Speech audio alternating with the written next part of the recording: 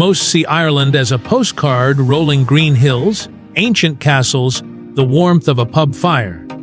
But in 2025, if you listen closely, you can hear the faint, sharp sound of a nation stretched to its breaking point. A housing crisis, born from the ghosts of a spectacular economic crash, has turned the dream of a home into a fantasy for an entire generation. An understaffed healthcare system, once a point of pride, now groans under the weight of its own people. And now, a new powerful current has reached its shores. Thousands of asylum seekers, escaping a hardened Britain, are walking across an invisible line in the landscape, a line drawn by history and guarded by peace, seeking refuge. They arrive in a country that has built its global brand on 100,000 welcomes, only to find it asking a desperate, whispered question: is there any room left? This is not a tour of the Emerald Isle. This is an attempt to trace the intricate fault lines where old ghosts meet new arrivals, to understand a country fighting for its very soul. Before we can comprehend the Ireland of today, we must first walk through the ghost estates of its recent past, for the seeds of the current crisis were sown there. The story of Ireland's housing emergency is not a recent phenomenon. It's a deep and chronic wound that has been festering for over a decade. To understand its origins, we must travel back to the era of the Celtic Tiger, in the late 1990s and early 2000s. It was a time of almost delirious economic euphoria, a roar of progress that seemed to defy gravity. Ireland, long considered a quiet, agrarian backwater of Europe, transformed into a global hub for tech and finance. This newfound wealth created a powerful cultural shift. The notion of the property ladder became an obsession. Banks, awash with cheap international credit and buoyed by light touch regulation, threw money at developers and prospective homeowners. Getting a 100% mortgage, or even 100%, was not uncommon. The mantra was, get on the ladder at any cost. This fueled a construction frenzy of breathtaking scale. Cranes dominated the skylines of every city, and sprawling private housing developments sprung up across the countryside, often with little planning for amenities like schools, transport, or shops. It felt like the party would never end. But it was a bubble, beautiful and iridescent, and like all bubbles, it was destined to burst with catastrophic force. The 2008 global financial crisis didn't just knock on Ireland's door, it kicked it in. The property market imploded. Banks teetered on the brink of collapse, and the construction industry ground to a halt overnight. The government, in a desperate bid to save the financial system, issued a blanket guarantee on all bank liabilities, a decision that would transfer colossal private debts onto the public balance sheet, crippling the state for years to come. The aftermath was a landscape scarred by ghost estates, entire neighborhoods of empty, half-finished houses, silent, concrete monuments to a spectacular failure of governance and foresight. In the punishing years of austerity that followed, the Irish government, beholden to its international creditors, made a fateful error. Public spending was slashed across the board, and the one investment that could have provided a safety net, a robust program of building social and affordable housing, was abandoned. The state effectively outsourced the provision of housing to the private market. This decision pushed thousands upon thousands into the private rental sector, which, with supply choked off and demand ever rising, became a brutal battlefield of soaring rents and profound insecurity. Fast forward to 2025, and the consequences of these decisions are a daily, grinding reality for its citizens. The latest government reports reveal a staggering deficit of up to 250,000 homes. This isn't just a statistic, It is a lived crisis for the nearly 15,000 men, women, and children who found themselves in emergency, homeless accommodation this year. A figure that continues its heartbreaking, upward trajectory. For those fortunate enough to have a roof over their heads, the pressure is immense. The average cost of a new home now hovers around 2,460,000. The government may officially label this as affordable, but for a teacher, a nurse, a Garda, or even a doctor starting their career, it's a cruel joke. They are a generation trapped. Unable to buy, they are forced into a rental market where a simple one-bedroom apartment in Dublin can command over $100 a month. A 3-bedroom home for a young family, that can easily surpass $3,600. We're talking about couples in their late 30s, still living in their childhood bedrooms, young professionals commuting for hours each day from distant towns, and skilled workers sharing crowded flats with multiple strangers well into their adult lives. This isn't just an economic issue, it is a profound social corrosion. It's forcing an entire generation to postpone their lives, delaying marriage, delaying starting families, delaying putting down roots. It has fueled a new wave of emigration, a brain drain, not for greater opportunity, but simply for the basic human need of a secure and affordable place to live. The very foundation of Irish society, the home, has become its most profound and painful point of failure. And it was into this perfect storm of pre-existing, self-inflicted crisis that a new, unexpected current began to flow. While Ireland was wrestling with its internal demons, its closest neighbor was enacting a policy that would send shockwaves across the Irish Sea. The United Kingdom, under the Sunak government, had made stopping irregular migration an absolute political priority. After years of legal challenges and fierce debate, it finally pushed its controversial Safety of Rwanda Act into law. The plan, widely condemned by human rights organizations and the UN, was designed to create the ultimate deterrent. Anyone arriving in the UK via unauthorized means, such as crossing the English Channel in a small boat, would not have their asylum claim processed in the UK.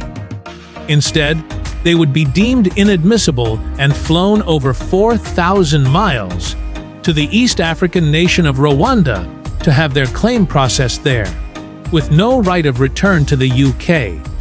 For the thousands of people who had often spent months or even years living in the UK's backlogged asylum system, Britain was no longer a potential sanctuary. It had become a trap, with a one-way ticket to a country they had never been to as the ultimate penalty. So, they began to move. They looked at the map of the British Isles and saw a unique, almost unbelievable, escape rota. A pathway into the legal and protective framework of the European Union that required no boat, no hidden truck, just a simple journey by bus or train. They began traveling to Northern Ireland, a constituent part of the United Kingdom, and then crossing the 500-kilometer land border into the Republic of Ireland, an EU member state. It's a border unlike any other in a post-Brexit Europe. There are no checkpoints, no passport controls, no fences. You can drive from Belfast to Dublin, and the only way you know you've crossed from the UK into the EU is a subtle change in the road markings and the speed limit signs switching from miles to kilometers per hour. This arrangement is a legacy of the Common Travel Area, a long-standing agreement allowing free movement for British and Irish citizens.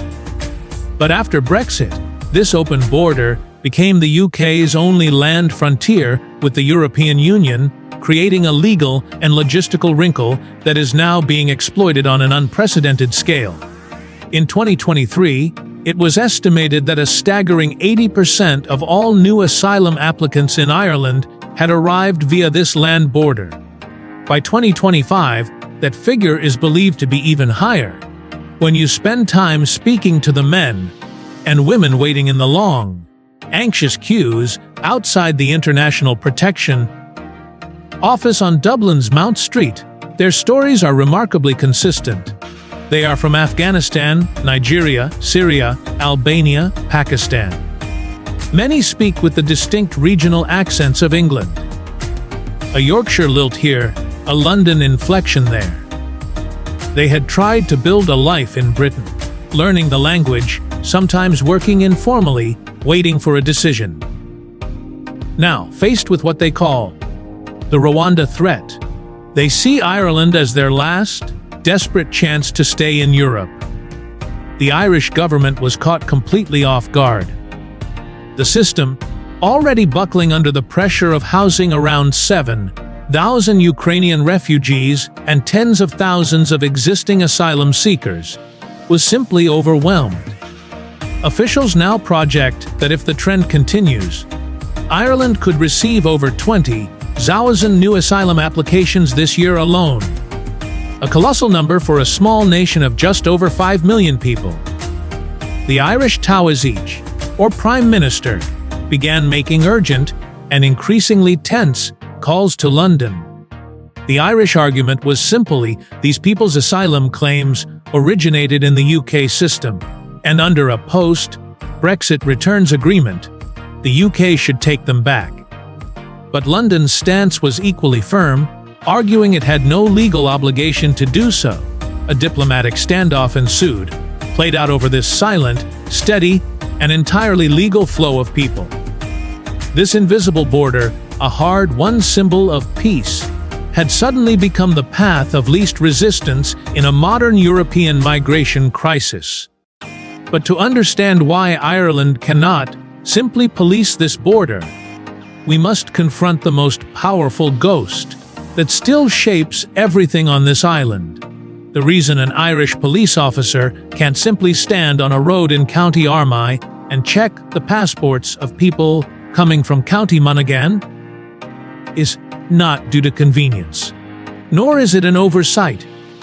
It's because that border is soaked in the blood, memory, and trauma of the Troubles. For 30 years, from the late 1960s to 1998, Northern Ireland was torn apart by a brutal and complex sectarian conflict. The border was its epicenter. It was a place of towering military watchtowers, heavily armed patrols, and constant, deadly violence. It was a hard, physical, and psychological scar that divided communities, families, and the island itself. The Good Friday Agreement of 1998 was nothing short of a political miracle. Brokered with painstaking effort, this internationally lauded peace accord brought an end to the conflict. It was built on a foundation of incredibly delicate compromises between Unionists, who wish for Northern Ireland to remain part of the UK, and nationalists, who aspire to a united Ireland. One of its absolute, non-negotiable cornerstones was the demilitarization and complete opening of the border. This was not just a symbolic gesture. It was a fundamental requirement for peace, allowing people, goods, and services to move freely, enabling the economies of both North and South to intertwine. And, most importantly, allowing people in border communities to live their lives without the constant presence of a hostile, securitized divide. Hundreds of thousands of people cross it every week to work, shop, or visit family. This open border is not a loophole in a system, it is the central, load-bearing pillar of a fragile and precious peace. This is precisely why Brexit caused such a political crisis here. It threatened the return of a hard border, and the UK and EU spent years negotiating the complex Northern Ireland Protocol to avoid it. And it's why, when the Irish government, in a moment of perceived desperation, floated the idea of deploying 100 police officers to conduct rolling patrols and spot checks near the border to manage immigration, the backlash was instantaneous, furious, and came from all sides. UK Prime Minister Rishi Sunak immediately and publicly warned that there could be no cherry-picking of international agreements. The message from London was crystal clear: you cannot have the peace of the Good Friday Agreement and a hard border, even a light one. The two are mutually exclusive. The criticism was just as fierce from political parties within Northern Ireland, both unionist and nationalist. The plan was dead on arrival, scrapped within hours of being suggested. Ireland finds itself in an impossible strategic bind. Its greatest diplomatic achievement of the 20th century, the peace process, now prevents it from using the most conventional 21st century tool to manage its borders. It is bound by its own history. For the asylum seekers arriving, this deep-seated political sensitivity is their lifeline. For the Irish government, it is a strategic nightmare. They are the custodians of a peace that is both their nation's greatest blessing and, in this specific, modern context, a profound constraint. This paralysis at the border means the pressure simply continues to build inland, rippling outwards and stressing every public service that makes a society function. The strain of this situation is not abstract. It is felt viscerally in doctors' waiting rooms, in overcrowded classrooms, and in hospital corridors across the country. Ireland's public healthcare system, much like its housing market, was creaking long before the recent influx. Despite record levels of investment, the system chronically struggles with capacity. It is tragically common to hear of GP practices that are not taking on any new patients, leaving new arrivals. Be they Irish citizens moving to a new town for work, or newly arrived migrants. In a desperate lurch for basic medical care, waiting times in hospital accident and emergency departments are notoriously and dangerously long, with stories of elderly patients waiting on trolleys in corridors for days making regular headlines. Last year, a Eurostat report found that 2.6% of the Irish population experienced unmet medical needs, a figure significantly above the EU average. The primary reason cited was excruciatingly long waiting lists for specialist appointments and procedures. This systemic weakness is compounded by the very brain drain. Fueled by the housing crisis itself, hundreds of Irish trained doctors and nurses have been forced to emigrate to countries like Australia or Canada. Not because they want to leave, but because they simply cannot afford to build a life in the country they were trained to serve. Into this overstretched and understaffed system come tens of thousands of new people who, by law and moral obligation, require assessment and care. This has become a powerful flashpoint for social tension. While polls show the majority of Irish people remain broadly welcoming, a vocal and increasingly organized minority has begun to protest, channeling a wider discontent. Spurred on by far-right agitators who are adept at using the disinformation echo chambers of social media, small but disruptive and intimidating protests have occurred outside accommodation centers for asylum seekers. Their narrative is simple, emotionally charged, and potent. The government is prioritizing outsiders over its own citizens. They point to the Irish citizen waiting 10 years for a council house, or the family struggling to get a GP appointment for their sick child. And then they point to the resources, however basic, being allocated to asylum seekers. This narrative is, of course, a dangerous oversimplification.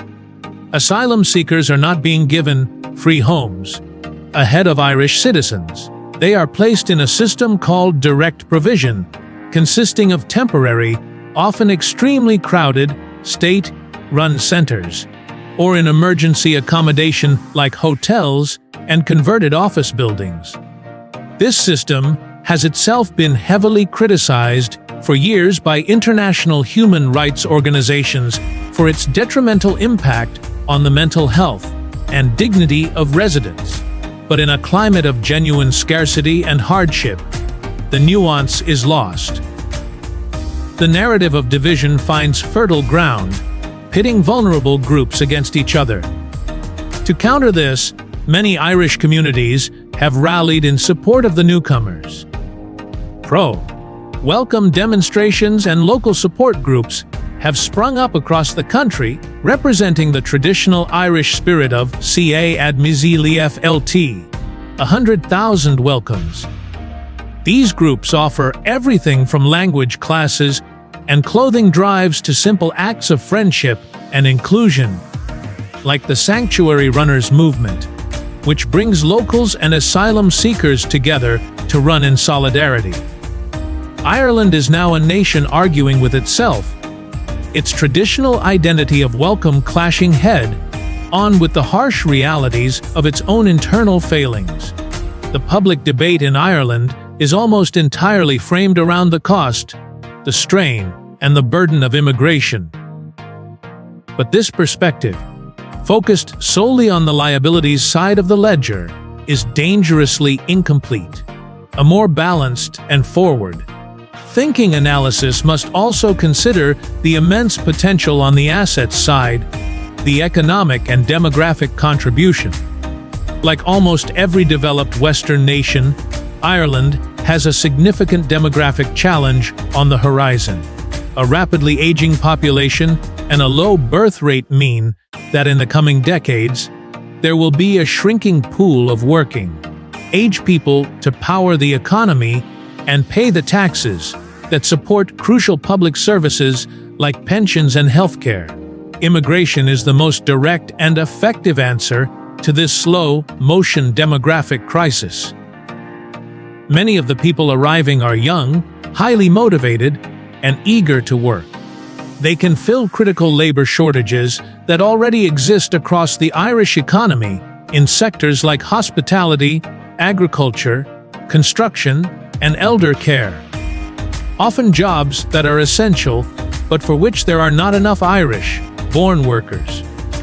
When asylum seekers are finally granted the right to work, they begin contributing almost immediately. They pay taxes, they spend their wages in local shops, they rent properties, and in time, many start businesses, creating further employment. They bring new skills, new perspectives, and a dynamic energy into the economy.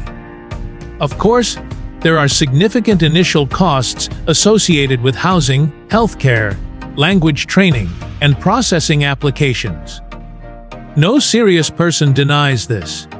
But viewing immigration solely through the prism of short-term cost is a failure of imagination. It is an investment in a country's future economic health and dynamism.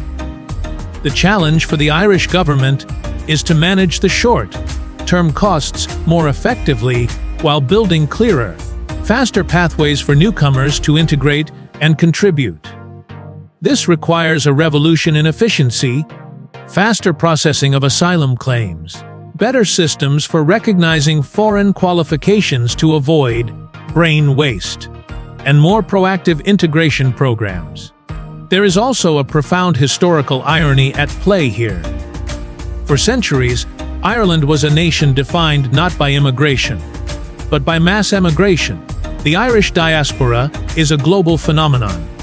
Millions of Irish people, fleeing famine, poverty, and lack of opportunity, were themselves welcomed into countries like the United States, Britain, Canada, and Australia. The idea of the Irish need not apply signs as a deep scar on the national psyche. For Ireland now to potentially turn its back on those seeking refuge on its own shores is a contradiction that many Irish people find deeply uncomfortable. The question isn't just whether Ireland can afford to welcome more migrants. It's whether a nation built on the legacy of its own scattered people can afford not to. So, what is the Irish government actually doing to navigate this multi-faceted crisis? Faced with intense pressure from all sides, it is pursuing a two-pronged strategy that is fraught with difficulty. Domestically, The government has been forced to finally treat the housing crisis with the urgency it demands, launching ambitious new plans for state-led construction. But progress is painfully slow. Overcoming years of inertia is like turning a massive ship. Complex planning regulations, high construction costs, and persistent labor shortages mean that building homes at the required scale and speed remains a monumental task. Simultaneously, they are attempting to reform and accelerate the asylum process. But the backlog is immense, and finding suitable accommodation for new arrivals remains a daily, desperate scramble. The second, and perhaps more significant, part of the strategy is looking outwards, towards Europe. For years, Ireland maintained a strategic opt-out from many common EU migration and asylum policies. But now, in a major policy shift, it has signaled its firm intention to fully join the EU's comprehensive pact on migration and asylum. This is a profound move, an acknowledgement that its old ad hoc approach is no longer tenable. The pact aims to create a more unified and predictable European approach, based on the principle of shared responsibility. For Ireland, this could bring tangible benefits. It could provide access to significantly more EU funding to manage the immediate crisis. More importantly, it establishes a solidarity mechanism, where other EU countries would be required to help relieve pressure on frontline states like Ireland, either by agreeing to relocate a certain number of asylum seekers or by providing substantial financial contributions instead. By joining, Ireland is acknowledging that this is not just an Irish problem, or a unique Anglo-Irish problem born of Brexit, but a European one. It's a gamble that binding itself closer to Brussels will provide the support, leverage, and legal framework that its fractured relationship with London currently cannot. It also brings Ireland into line with its European peers. In context, while the recent influx feels seismic in Ireland, its number of applications per capita is still only now reaching the levels that countries like Germany, France, Italy, and Greece have been managing for years. Joining the EU pact is an admission that Ireland must learn from the experiences, both the successes and the many failures, of its European partners. It is a decisive step away from its exceptionalist position and towards a shared solution for a shared, continent-wide challenge. But it is not a silver bullet, and the path ahead remains deeply uncertain. Ireland, in 2025, is far more than a tourist idyllic getaway. It is a profound, real, world lesson in how the great currents of global migration, history, and internal policy failures can converge to test a nation's identity, its infrastructure, and the very promises it has made to itself and to the world. The story unfolding here isn't simply about a housing crisis or a border dispute. It is the vivid, often painful, story of a country being reshaped in real time, forced to confront its own limitations while trying desperately to live up to its most cherished values of welcome and compassion. It is a powerful testament to the fact that, in our interconnected world, no island is ever truly an island. What part of Ireland's complex situation surprised you the most? Share your thoughts or your questions in the comments below. If this story offered you a new and deeper perspective on a place you thought you knew, consider sharing this video with a fellow traveler who appreciates that the true character of a country is found not just in its beauty, but in its struggles. Subscribe for more deep explorations into the fascinating and often overlooked stories that shape our world. Thank you for joining this journey.